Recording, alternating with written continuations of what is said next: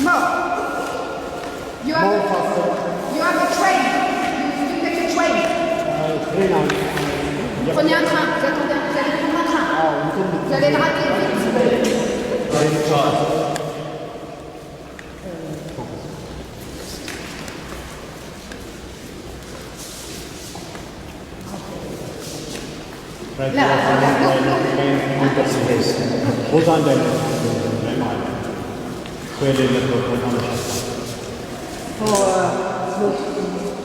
Je me suis engagée dans Clowns sans frontières parce que c'est une belle aventure et qu'on me l'a proposée. En 4 jours ou 5 jours, ce qui est très peu quand on ne se connaît pas, on arrive à monter quand même un spectacle qui tient la route et où tout le monde finalement est valorisé. Ok, on reprend la marche. Pour beaucoup, c'est peut-être le premier spectacle de clown qu'ils voient de leur vie. Il y a très peu d'associations de cirque, autant en Égypte qu'en Éthiopie, les deux pays où je suis allé.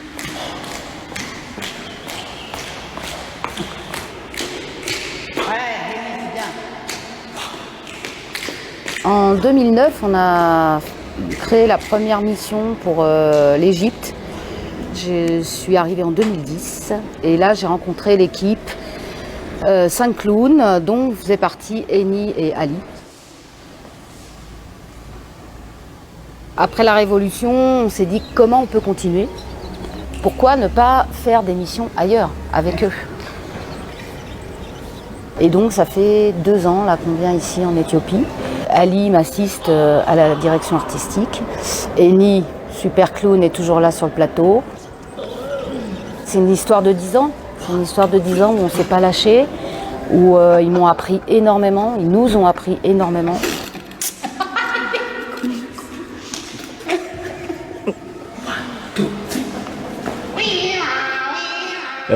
وين ايجيبت الكلاون عندنا اللي هو في افتتاح المحلات ماكدونالدز بقى والكلام ده بس لكن كلاون وازاي بيلعب والطريقه وكده لا.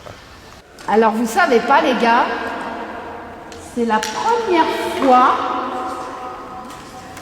que vous arrivez sur la Lune.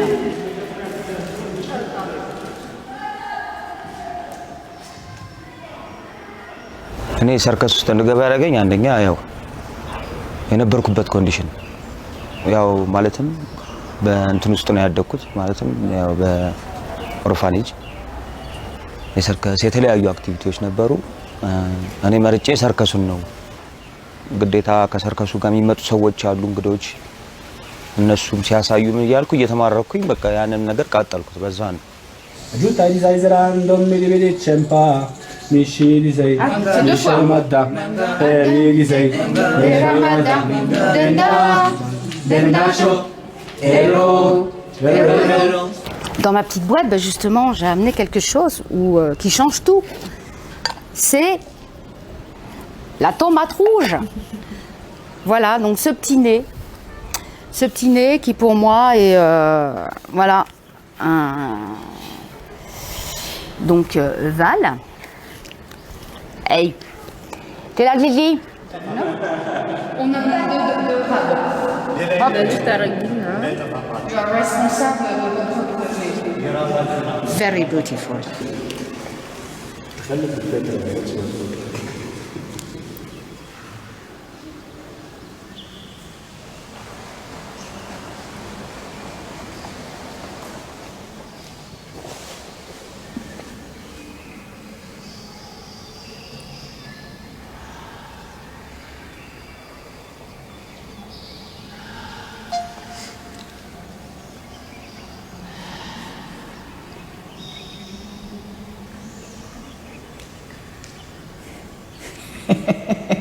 La transmission, c'est un processus qui est très très long en clown, à mon avis. Il ne suffit pas de mettre un nez rouge pour être clown. C'est un travail très, très intime, très personnel.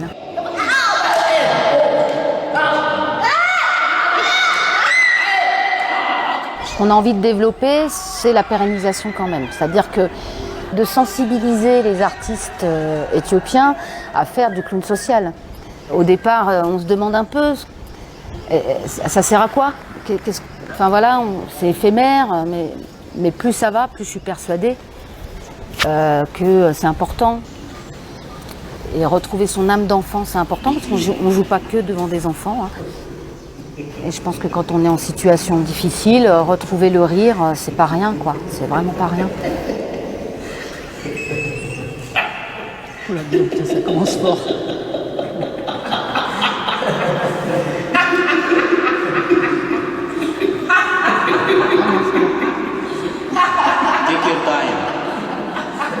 لو لازم عشان تبقى تعرف تضحك لازم تبقى انت مبسوط عشان تعرف تلعب مع الناس توصل لهم والطاقه دي توصل لازم تبقى انت بتلعب بتتبسط ما فيهوش تمثيل حقيقي جدا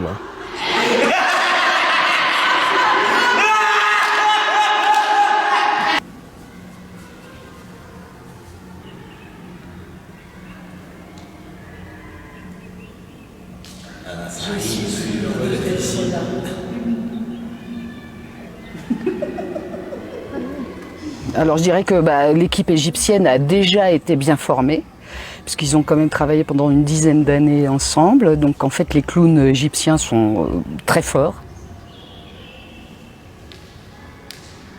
Les clowns éthiopiens, en fait, ils sont très circassiens, ils sont très dans le corps, extrêmement doués, mais le clown, c'est quelque chose vraiment qu'ils abordent, qu'ils connaissent pas trop, quoi.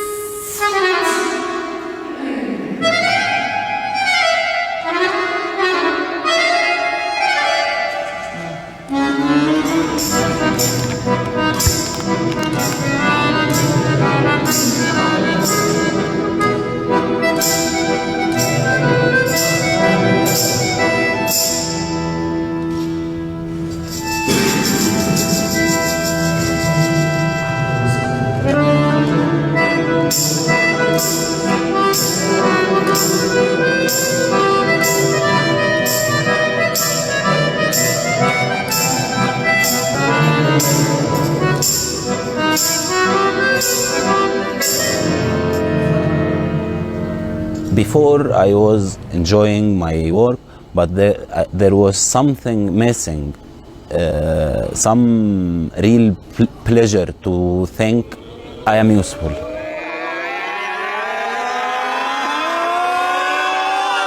Clowns Sans Frontières, the only one who remember me always. Ali, don't forget your responsibility.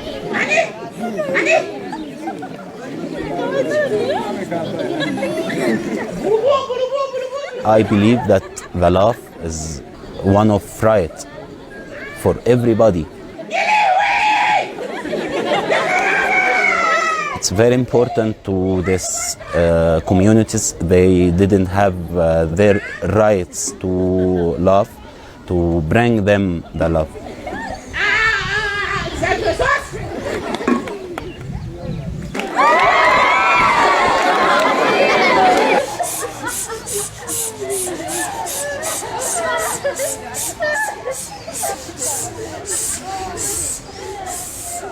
فاللي بيعملوه المهرجين مع الناس ان هم بيدوا لهم السعاده من غير ادنى مجهود. ترك السعاده دي ملكك، انت من حقك تضحك، من حقك تبقى سعيد ولو لفتره النص ساعه دي من غير ما تعمل اي مجهود.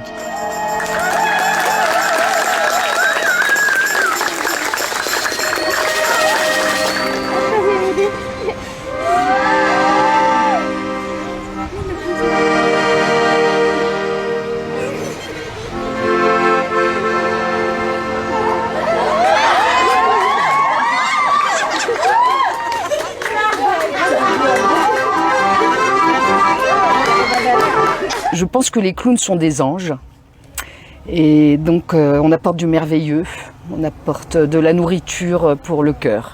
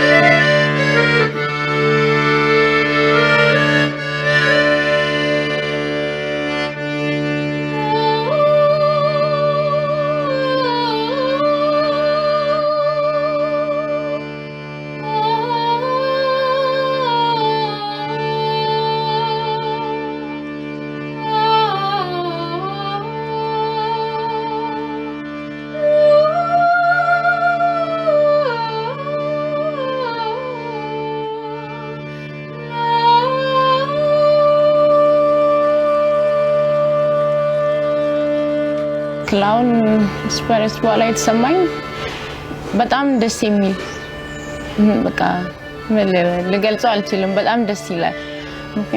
ህፃናቶች ጋር ስትውል ያለው እንትን በጣም ደስ የሚል ነው። በደንብ ተጠቀማቸዋለሁ ያገኘሁትን እውቀት ማለት ነው። ምክንያቱም እዚህ የሰራነው እኛ ጋር ብዙም አልተዳረሰም ክላውን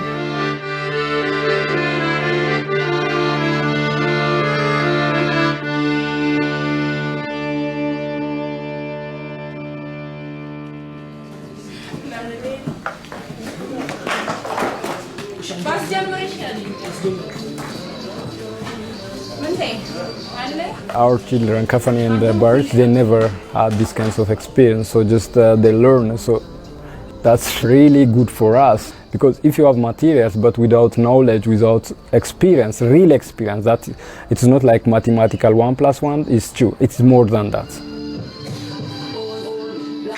When I was founding this circus, my intention was to help the children on the streets, you know, to be able to find themselves as the important person in their community.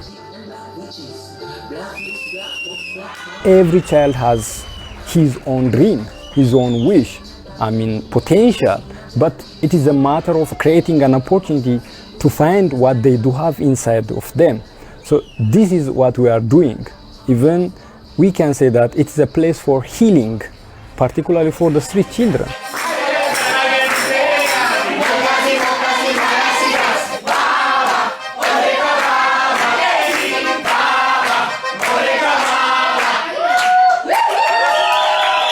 For us, Clowns Sans Frontiers are a good partner, we can say that.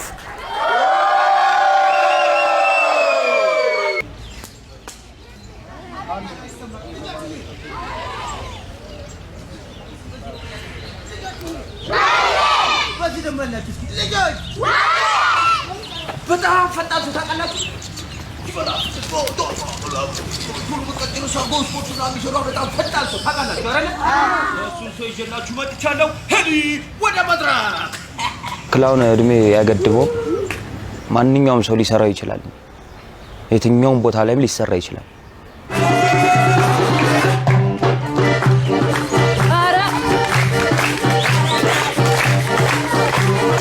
አንደኛ የነበርኩበት ቦታ ትዝ ይለኛል፣ አስታውሳለሁ። ሁለተኛ ደግሞ የነበርኩበት ቦታ ላይ ሆኜ የነበረኝ ፊሊንግ እነዛ ሰዎች መጥተው ሲያሳዩ የነበረኝ ስሜት በእያንዳንዱ ህፃናት ላይ አየዋለሁ እና ወደ ኋላ ይመልሰኛል።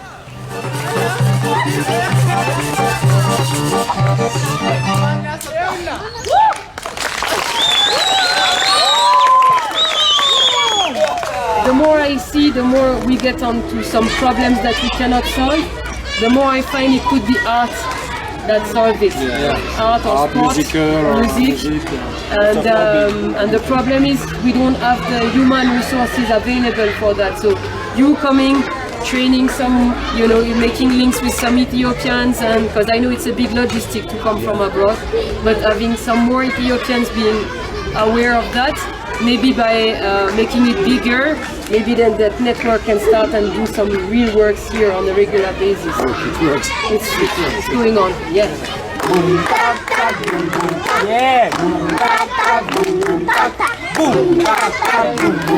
Comme la société éthiopienne, elle n'offre pas cette ouverture de l'art, de la musique ou du sport, l'amener, c'est ouvrir vraiment une porte dans la tête des gens, de l'équipe, comme des enfants en fait.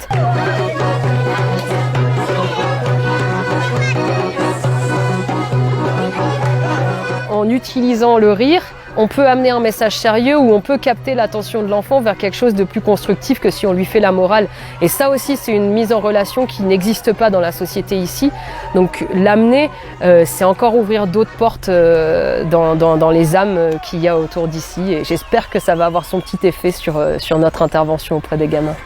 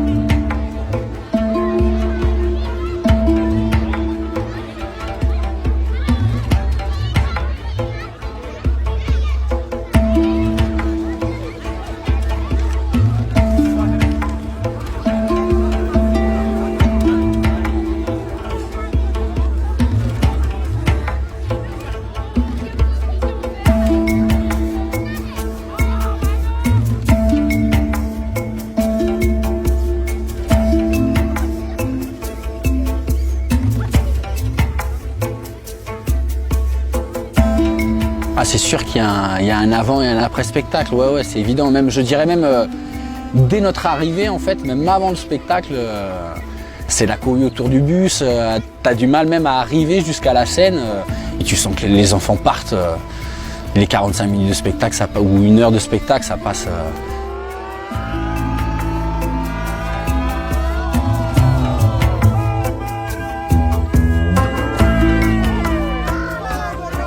It's so emotional for me because I'm really learning a lot during this 10 years.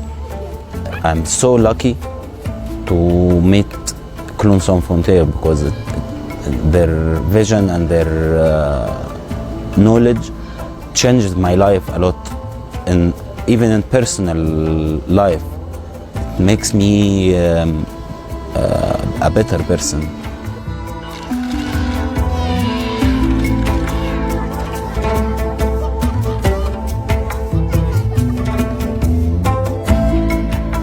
ክላውን ዊዛውት ቦርደር ማለትም በቃ ህይወት ዘሪ ነው ብዬ ነው ማሰብ። ማለት ያነቃቃል፣ ህይወትን ይዘራል።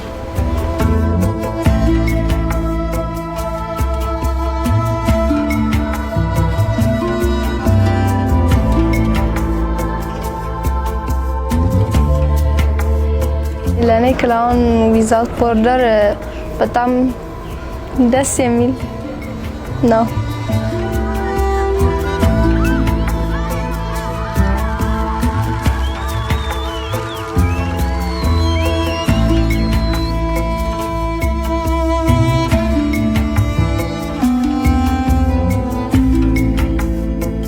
Pour moi, Clowns Sans Frontières, c'est un grand bus qui circule et qui apporte du rêve, comme ça, à droite, à gauche.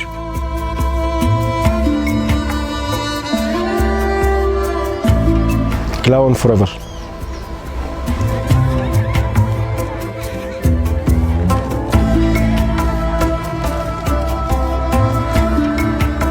For me, Clowns Sans Frontières are the real clowns. The real clowns. እዚህ ጋር የምትመለከቷቸው ከኔ ጨምሮ ከሶስት ሀገር የመጡ ሰዎች ናቸው። አንደኞቹ ከፈረንሳይ ሀገር ነው። ሁለተኞቹ ደግሞ ከግብፅ ከኢጅፕት ነው። ሶስተኛው እዚሁ ኢትዮጵያ ውስጥ ያለ አርባ ምንጭ ሰርከስ እና ፍካት ሰርከስ ነው። አንድ እስኪ ለእናንተም ለእነሱ መስኪ አንድ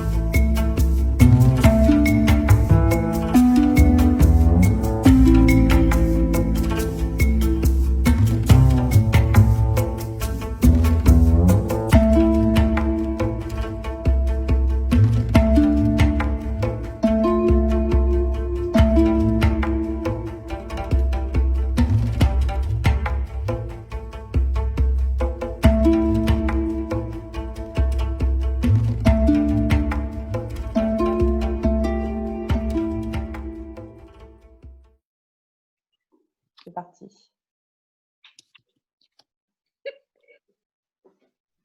Alors, bonjour à tous. Vous avez dû voir ce film Maberaoui Dos, Maberaoui Tout,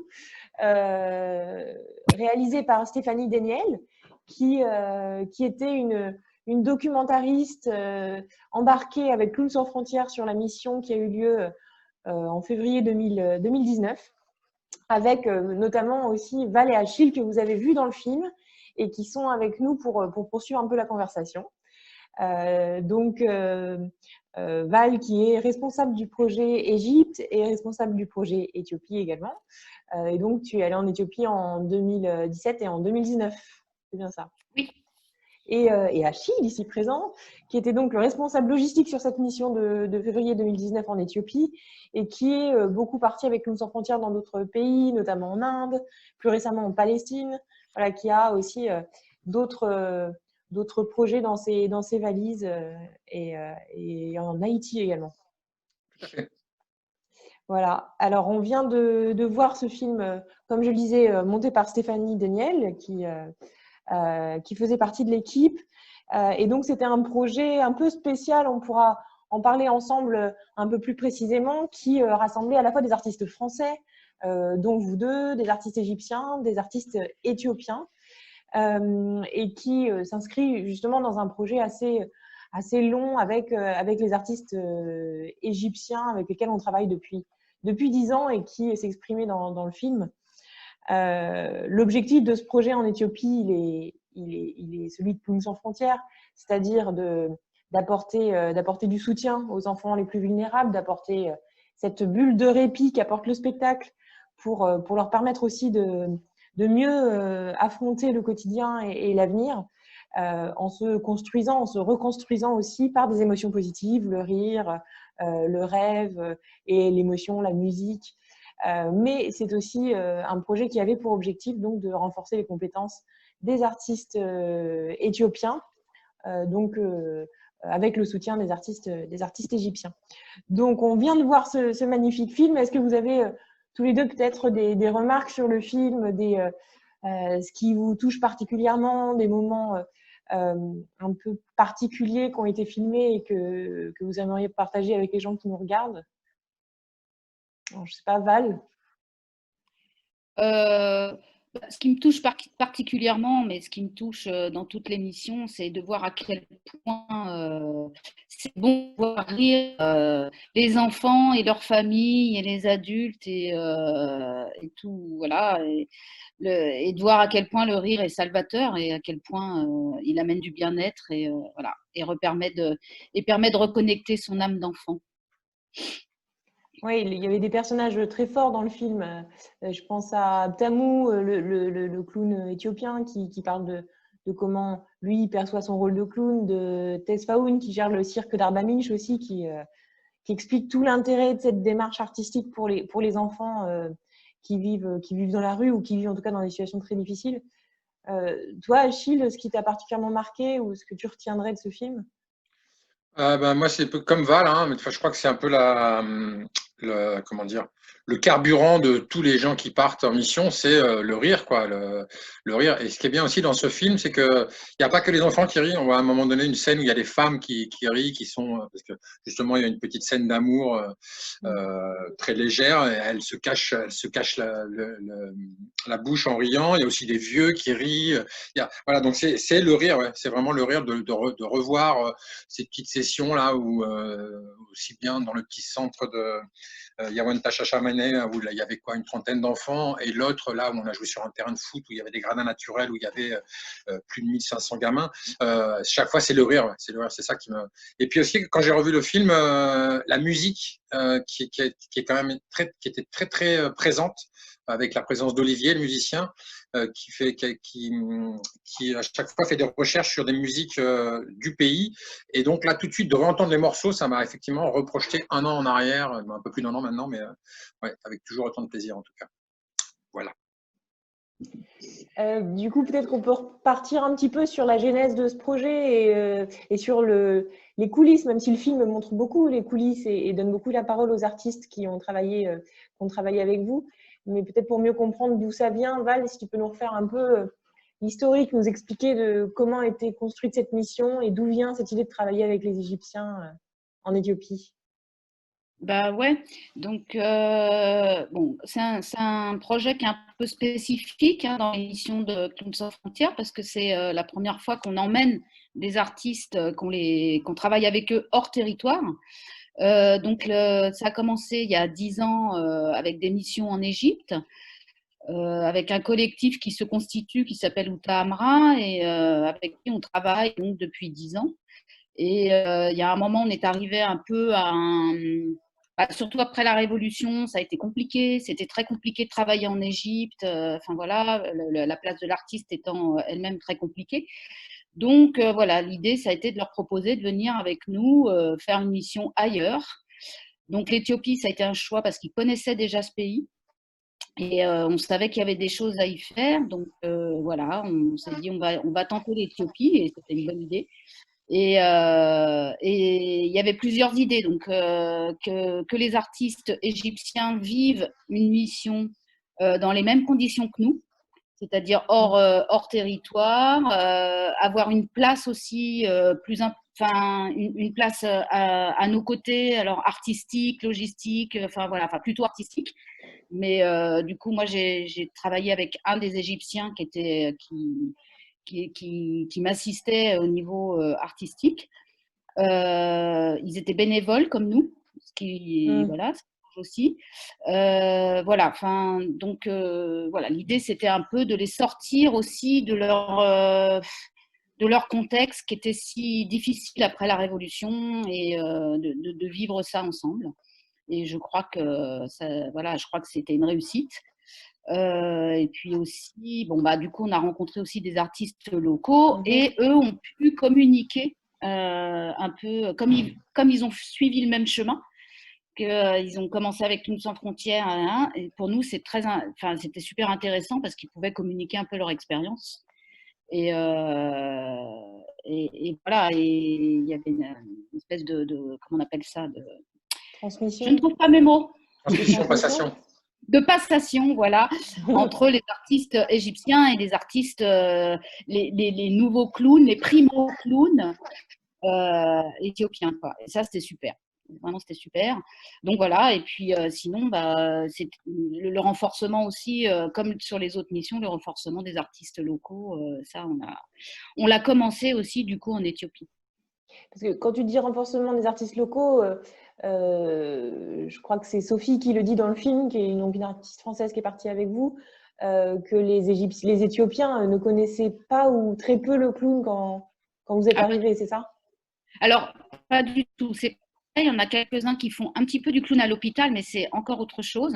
C'est des toutes petites formes, c'est à 2 ou 3 maximum. Voilà, puis c'est du tout petit, c'est de l'intime. Voilà. Clowns sans frontières, nous, on joue devant 1000 enfants, 1000 personnes. C'est pas du tout la même, parfois en 360. C'est pas du tout le même type de clown. Et nous, c'est plus visuel. On ne parle pas beaucoup. Donc voilà, donc c'est pas le même type de clown.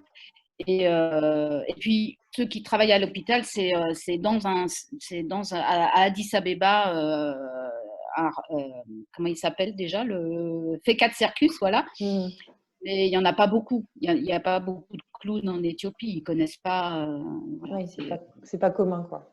Non, et est-ce que, du coup, on l'a évoqué, mais je me dis que ça peut être intéressant pour les gens qui nous regardent. Est-ce que tu peux juste nous décrire l'équipe pour bien comprendre qui était là et ce que ça représente une équipe Clowns sans frontières sur le terrain? Parce que vous êtes nombreux. Ouais, donc on était 1, 2, 3, 4, 5 4 Français. Donc 2 clowns. 5. 2 clowns. Un musicien, une vidéaste, un logisticien. Et un logisticien. Ça, c'était pour l'artistique et la logistique, plus la vidéaste Stéphanie qui nous suivait. 2 clowns égyptiens, donc avec les 2 fameux clowns avec qui je travaille depuis très longtemps, et 4 clowns, 4 artistes circassiens éthiopiens qui étaient plus ou moins débutants en clown. Voilà. Donc, et un traducteur. Et oui, du côté éthiopien, un traducteur aussi. Voilà. Donc ça faisait une équipe de 12 personnes en tout. Oui, c'est ça. C'est vrai que c'est assez caractéristique des missions Clowns sans frontières de France, Clowns sans frontières France, d'organiser des missions avec des équipes aussi grandes. Alors l'aspect interculturel évidemment est très intéressant, mais l'aspect aussi massif du spectacle et du fait qu'il y ait beaucoup d'artistes, Oui, après, c'est vrai que là, pardon. Non. C'est vrai que là, du coup, on était vraiment sur plusieurs langues. Donc, l'amharique, l'égyptien, enfin l'arabe, le français, l'anglais. Enfin, c'était voilà, donc c'était multilangue. Alors, avant d'aller plus loin justement sur les défis aussi de cette mission, Achille, toi, c'était ta première mission en Éthiopie. Alors, tu connaissais déjà le pays pour d'autres raisons. Et comment tu l'as vécu? Comment tu décrirais cette mission par rapport aux autres que tu as pu faire dans d'autres pays? Quelles étaient les spécificités de cette mission en Éthiopie, d'après toi? D'accord. Tout d'abord, c'était la première fois, donc première fois en Éthiopie pour moi. Par contre, c'était pas la première fois pour Clown, donc c'est-à-dire que je suis pas parti complètement vierge entre guillemets. Val avait déjà fait une mission 2 ans avant, en 2017. Donc ça déjà au niveau de la préparation de la mission, aussi bien à mon niveau qu'au niveau du bureau, on part pas d'un planning vierge, même d'un registre de partenaires vierges. On a quelques contacts déjà, donc ça c'était pour moi en tout cas la première mission, mais je reprenais déjà il y avait déjà un léger passif entre guillemets. Après c'était la première fois que je partais avec Val et avec toute l'équipe. Là, je connaissais personne de l'équipe, aussi bien Sophie, musicien, Stéphanie, etc. Aussi bien sur les artistes locaux, pareil, première expérience, donc nouvelle équipe. Et après, concernant effectivement, la particularité d'embarquer les Égyptiens avec nous. Donc ça, c'était un peu particulier, mais j'avais un peu vécu ça sur la mission que j'avais fait à Haïti en 2014, où là, c'était une mission américano-franco-haïtienne. Par contre, contrairement à la mission de l'Éthiopie, là, c'était la France qui gérait totalement sur l'Éthiopie. C'est la France qui gérait totalement le budget, notamment de la mission, alors que sur la mission américano-franco-haïtienne, c'était un budget commun américain-français pour partir en mission sur place. Oui. Donc, on n'était pas exactement sur les mêmes rapports, même si en termes de complexité due à la multiplicité des langues, on était un peu sur le même registre. C'est-à-dire que tous les temps sont beaucoup plus longs, notamment en création, quand il faut traduire un sentiment, une expression, etc. Il faut passer un coup par l'anglais, un coup par l'arabe, attendre que le traducteur ait retraduit en amharique, que la nana de l'amharique elle est retraduit au traducteur, que le traducteur est retraduit. Enfin voilà, ça prend un temps assez conséquent. Voilà. Mais on s'en est plutôt bien tiré. Et du coup, justement, en parlant de cette difficulté de jongler entre les langues pendant la création, est-ce que Val, tu peux nous en dire un peu plus? Alors, le film documente pas mal cet aspect-là du projet que vous avez mené. Hein. Il y a toute une partie sur les ateliers que vous faites en amont pour vous rencontrer, etc. Est-ce que tu peux nous décrire un peu comment ça se passe et comment ça s'est passé dans ce cas précis en Éthiopie? Ouais, d'ailleurs j'en profite pour remercier encore Stéphanie parce que je trouve qu'elle a vraiment bien, voilà, elle a fait un travail vraiment super. En très peu de temps, elle nous montre vraiment le contenu, le fond et d'une mission quoi, type. Donc ça c'est super. Pour la création des spectacles, donc moi je donne pas, j'ai pas de thème en fait. Au départ, c'est très rare que je donne des thèmes. Ça arrive parfois, voilà, s'il y a de la demande, mais en général, non, il n'y a pas de thème. Et donc, je fais beaucoup d'ateliers avec des échauffements.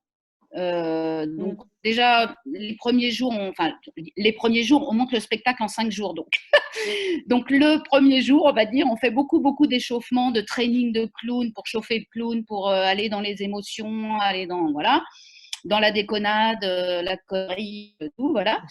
Et puis après, je travaille beaucoup avec des impros, en fait. On fait énormément d'impros.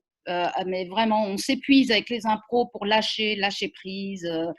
Et puis on y va, on improvise. Et on se rend compte depuis 10 ans, là, je le fais, qu'il y a toujours un thème qui sort, en fait.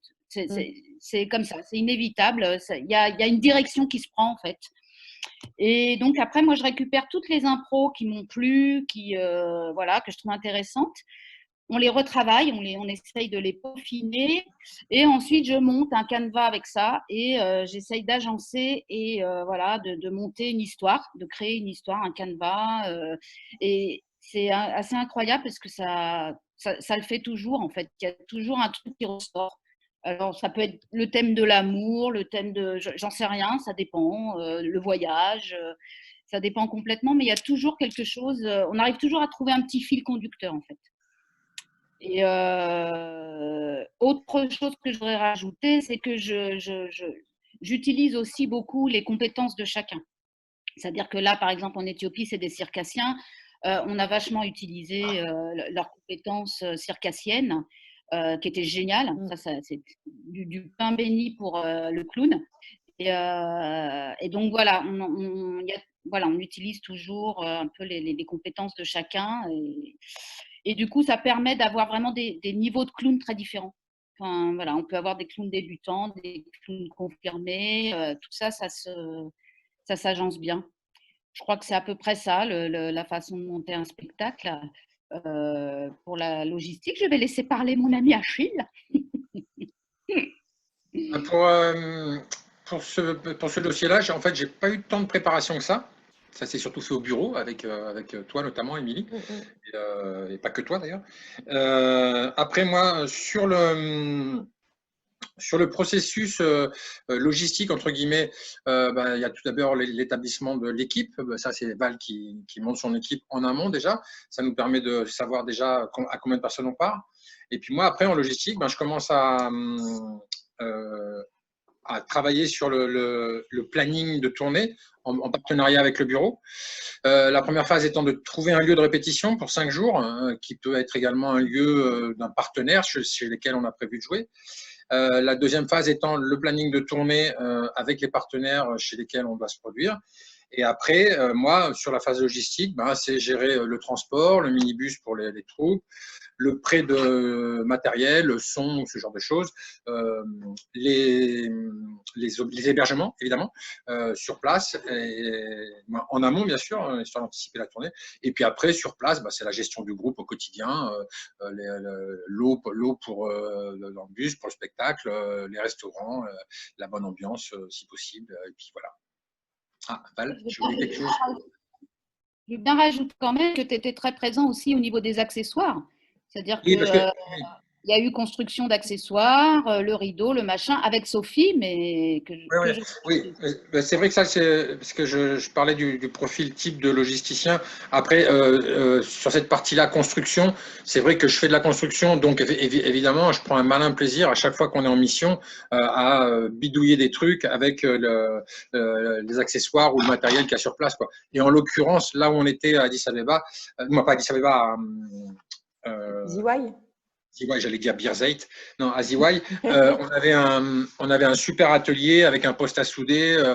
Donc, j'ai pu répondre aux demandes d'accessoires avec Sophie, notamment pour le rideau. Mais voilà, ça, c'est assez agréable, ça.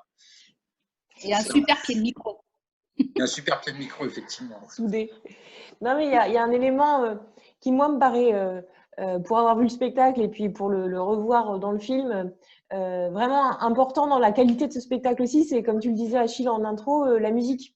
Et Val, toi aussi, tu chantes aussi dans le spectacle. Enfin, il y a une importance donnée à la musique live. Et c'est pour le coup pas une spécificité de l'Éthiopie, parce que c'est quelque chose qu'on essaye de favoriser chez Clowns sans frontières. Il y a souvent des musiciens dans les membres de l'équipe, mais c'est vrai que c'est fort, quoi, dans le dialogue interculturel avec les enfants, avec les gens qui regardent le spectacle. C'est vrai que ouais, tu fais bien de le soulever, parce que c'est vrai que tu me posais la question spécifiquement pour l'Éthiopie. Comme ça fait partie de toutes mes missions, la musique, je n'ai pas pensé à en parler, mais moi, ça fait plusieurs années que je pars avec Olivier, par exemple, qui pour moi est un atout, vraiment un atout, parce qu'il a une facilité dans les langues incroyable, qu'il est très curieux des musiques de tous les pays, et du coup, à chaque fois, il nous pond des choses, voilà, c'est absolument génial. Et effectivement, c'est hyper porteur, la musique. Ça, mais même pendant la création, ça nous aide énormément. Je travaille beaucoup avec lui. Même les impros, on fait des impros musique, clown. Enfin, voilà, c'est hyper important. J'aurais du mal à envisager un spectacle sans musique, je pense. C'est un liant, quoi. Ouais. Et puis, d'autant plus là-bas en Éthiopie, où la présence de la musique est très très forte. Après, je ne sais pas comment ça se passe en Égypte, mais vraiment en Éthiopie, c'est très très fort. Et pour eux, public jeune ou vieux, de voir un blanc jouer d'un instrument qui est très peu commun là-bas, en plus c'est l'accordéon. Donc voir un blanc jouer dans l'accordéon un instrument, une musique typique éthiopienne, c'était à chaque fois, c'était 100% garanti, quoi. Ça marchait, quoi. On les emmenait avec nous tout de suite, quoi. Première note de musique, tout de suite, on les emmenait avec nous. Et ça, c'est un atout pas négligeable, c'est clair. Merci, Olivier. Ouais, dans le fait de travailler aussi avec des artistes du pays, donc en l'occurrence là, 4 artistes éthiopiens qui viennent plutôt du monde du cirque, il y a aussi cette idée, et Olivier l'incarne vraiment très bien en jouant des musiques éthiopiennes avec son accordéon, mais cette idée justement de jouer aussi sur les codes culturels de toutes les cultures. Et du coup, est-ce que dans la création, voilà, il y a eu des moments où vous vous êtes dit, ah, pour que le spectacle soit compris par des Éthiopiens, il faut qu'on change ça, ou est-ce que ça s'est fait naturellement Oui, ça se fait assez naturellement. Moi, je fais énormément confiance aux artistes locaux. Par exemple, voilà, pour qu'ils nous… l'humour, il est universel, mais il n'est pas le même partout quand même. Alors, il y a des choses qui marchent partout, comme le clown qui se casse la gueule, qui se prend un mur, je ne sais pas, il y a des choses qui sont universelles. Mais après, il y a des finesses voilà, qui sont très différentes de pays à pays. Donc, moi, je fais en général assez confiance. Je vois bien dans les répètes, quand les artistes locaux se marrent, je me dis, bon, bah, ça, c'est bon. Voilà. Même si moi, ça ne me fait pas rire, des fois, je me dis, mais non, moi, ça ne me fait pas rire. Bah, voilà, j'essaye de creuser. Et parce que je me dis que si les locaux rigolent, voilà, il y a des chances que ça fasse rire le public. Et donc, voilà. Donc, c'était quoi ta question? J'ai oublié, j'ai un truc. C'était ça, c'est comment vous adaptez le spectacle en pensant au public, justement au public éthiopien, au moment où vous le créez, alors que vous êtes entre français, éthiopiens, égyptiens, et qu'il y a plein de références qui se mélangent, quoi. Oui, donc c'est bon, j'ai bien répondu. Oui, tu as bien répondu. Pas de souci. Achille, est-ce que tu peux nous parler un peu des partenaires? Parce qu'on parlait tout à l'heure de comment monter la mission, que tu t'es appuyé aussi sur les contacts que Isabelle, la logisticienne précédente, avait pu glaner lors de la dernière mission. Comment ça se passe en amont? Alors, j'ai une petite idée pour l'avoir aussi fait avec toi, et que des fois, c'est pas facile d'avoir les gens au téléphone ou de pouvoir les joindre en amont. Comment ça se monte? En fait, la plus grande difficulté consiste à doser, à savoir doser le temps qu'on va y passer et le résultat, l'efficacité qu'on va avoir sur place. Et ça se mesure que par l'expérience, quoi. Les premières missions que je faisais en Inde, je me rappelle, sur les 2-3 premières missions, je passais un temps fou à essayer de joindre les gens, à envoyer des mails. Et en fait, arrivé sur place, déjà, tout ce qu'on avait prévu a été chamboulé. Donc, tout le temps de préparation était quelque part remis à plat. Et puis, en fait, je me suis rendu compte, pas tout le temps, ce n'est pas une règle universelle, mais qu'en fait, une fois que vous avez les gens en face de vous, ça se déclenche très facilement, quoi. D'où aussi l'intérêt, quand c'est possible, d'avoir des relais sur place, des artistes locaux, de façon à ce que eux, plutôt que d'essayer de joindre les gens par mail, je leur donne un coup de fil. Ces gens, eux, sur place, ils ont beaucoup plus de facilité à soit se déplacer, soit les joindre par téléphone, leur parler dans la langue locale, et après, moi, me faire un retour. Ou alors, ça se fait une fois sur place. Là, en l'occurrence, sur la mission éthiopienne, j'ai pris effectivement le planning et la tournée partenaire que m'avait remis le bureau. J'ai commencé à lancer des contacts en amont avant de partir, mais pas tant que ça finalement, parce que ça répondait pas tant que ça. Une fois que le lieu de répétition était calé, les 5 premiers jours, effectivement, j'ai pas pu chercher à rencontrer les gens plus que ça. Par contre, une fois sur place, alors là, c'est effectivement dès les premiers jours, faire en sorte, j'essayais en gros d'avoir une semaine d'avance sur le planning. C'est-à-dire qu'une semaine avant, je contactais les partenaires sur place, je voyais s'ils avaient bien eu le contact, si tout était OK. Si j'avais la possibilité, j'allais voir, j'allais repérer le lieu, si on n'avait jamais joué là-bas, mais ce n'est pas toujours possible en fonction des distances. Et puis après, on s'adapte en fonction des lieux, en fonction du positionnement du soleil, du positionnement des enfants, que les artistes qui font notamment de la jonglerie, ils n'aient pas le soleil dans les yeux au moment où ils font les massues.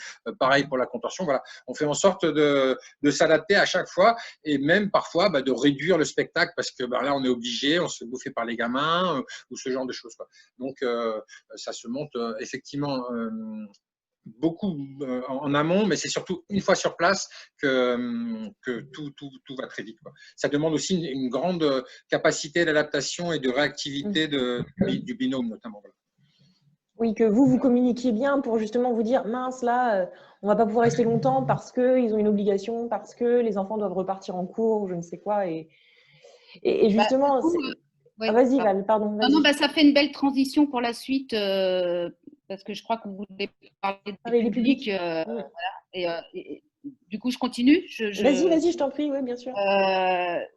Ouais, côté artistique, je suis complètement d'accord avec Achille. Il faut une adaptabilité énorme et pour les artistes et pour le logisticien. Déjà pour l'emplacement, parce que suivant là où on va jouer, faut s'adapter. Des fois, on a des terrains comme ça, en pente. On a joué sur des décharges, donc, donc voilà. Et puis aussi par rapport au public, des fois on le découvre en arrivant, donc voilà, on ne sait pas trop, et des fois ça nous demande de raccourcir le spectacle, donc au dernier moment, regroupement des artistes, qu'est-ce qu'on fait, nanana. Des fois on n'a pas le temps de prendre une décision collégiale. Donc ça peut être assez frustrant pour les artistes, c'est-à-dire que c'est moi qui décide en disant bah là on enlève ça, et du coup il faut vraiment voilà, que les artistes soient adaptables et se disent ok, c'est bon. Quand ça peut être collégial, on le fait, mais parfois on n'a pas le temps. Et puis oui, parce que j'avais un exemple en tête en Égypte, c'est juste une petite anecdote, mais on va jouer en prison. C'était une des premières fois que moi j'allais jouer en prison. Et dans le spectacle, il y a un des comédiens qui m'attachait avec une ficelle. Qui m'entourait comme ça et qui me prenait sur les épaules et qui m'emmenait, voilà. Et en fait, au dernier moment, mais on avait commencé à jouer et derrière le rideau, le comédien qui lui connaissait les prisons en Égypte, c'était un comédien égyptien, me dit Val, on peut pas faire le truc avec la corde, on peut pas, parce qu'ici ils sont maltraités, et, je veux pas te faire ça devant eux et tout ça. Donc au dernier moment, on prévient tout le monde, bon, ok, on enlève le numéro avec la corde, donc ça passe direct à cette nuit. Enfin bon, voilà. Et c'est sans cesse des adaptations comme ça, parce que, bah voilà, on s'adapte vraiment au public devant lequel on joue, quoi. Et puis un public qui est très différent, parce que pour avoir vu quelques spectacles avec vous sur la fin de mission en Éthiopie, vous avez joué pour des tout petits, vous avez joué pour des enfants malades. Des adultes. Pour des adultes, oui, on a eu notamment sur Addis Abeba une école où on est allé jouer pour la première fois et on s'est retrouvé avec des tout petits, des 2 ans, 3 ans, même plus petits que ça. Et première image du spectacle, c'est Val et Ali qui sortent de derrière le paravent, derrière le rideau rouge, en clown. Et là, les gamins se mettent à hurler, mais à hurler à la mort, genre ils avaient vu le monstre. Ils ont eu peur. Ouais. Ils ont vraiment eu très très peur. Et les mères qui étaient là, ou les instits, ou les encadrants, eux étaient morts de rire de voir les petits et donc dans ce cas-là, bah là c'est du tac au tac. Là, ok, on retire les clowns, on fait du visuel, etc. Et ça se prend. La musique, là, du coup, la musique, tout de suite, la musique, on envoie la musique, ça les a calmés, l'accordéon, tout de suite. Mais voilà, ça, c'est les petits trucs qui fait que on s'adapte à chaque fois. C'est le direct. On va devoir bientôt s'arrêter, mais peut-être avant qu'on se quitte, on a demandé aux personnes qui suivent Clowns sans frontières sur Instagram, sur Facebook, de poser des questions s'ils en avaient envie. On a reçu beaucoup de questions autour de comment on devient clown sans frontières. Comment on fait pour partir en mission, qui est sélectionné, comment ça marche. Du coup, peut-être que Val, toi qui as l'habitude de composer tes équipes, tu peux nous dire rapidement qu'est-ce qui fait un bon clown et comment on sélectionne les clowns qui partent. Alors, un bon clown, j'aurais pas la prétention de… Mais, un bon clown sans frontières. Oui, c'est ça. Être adaptable, hein, comme vous l'avez vu, avoir une bonne attitude en groupe, quoi. Enfin voilà, être vraiment. Alors bon, moi j'avais répondu à la question déjà par rapport aux clowns débutants. Alors on ne prend pas de clowns débutants. Voilà, c'est parce que nous-mêmes on formait des clowns qui eux sont débutants sur place, donc on a vraiment besoin de clowns solides, voilà, qui vont faire de la formation en fait, hein. Donc les clowns débutants c'est un peu délicat et sinon ça se fait quand même par cooptation, c'est-à-dire que l'idée c'est le directeur artistique qui fait ses équipes. Et en général, il part avec des gens qu'il connaît humainement au niveau du clown. Alors, voilà, soit on les a vus déjà en spectacle, ou voilà, on connaît leur travail. mais surtout on se connaît aussi humainement, c'est-à-dire qu'on sait que c'est quelqu'un qui va s'adapter à la vie de groupe. On est quand même 3 semaines ensemble, avec un rythme très très intense, des conditions assez roots, enfin voilà, où des fois on joue 2 fois par jour avec des déplacements en car qui sont pas toujours hyper confort. Enfin, donc voilà, il faut pouvoir tenir 3 semaines comme ça, il faut pouvoir tenir 3 semaines les uns sur les autres. Donc c'est vrai qu'en général, on part avec des gens qu'on connaît. Donc le conseil que je donnerais, c'est que si on connaît quelqu'un qui est à Clowns sans frontières, un ami d'amis, c'est de rencontrer, de venir à nos manifestations, de nous rencontrer, de discuter. Voilà, moi je suis partie comme ça au départ. Voilà.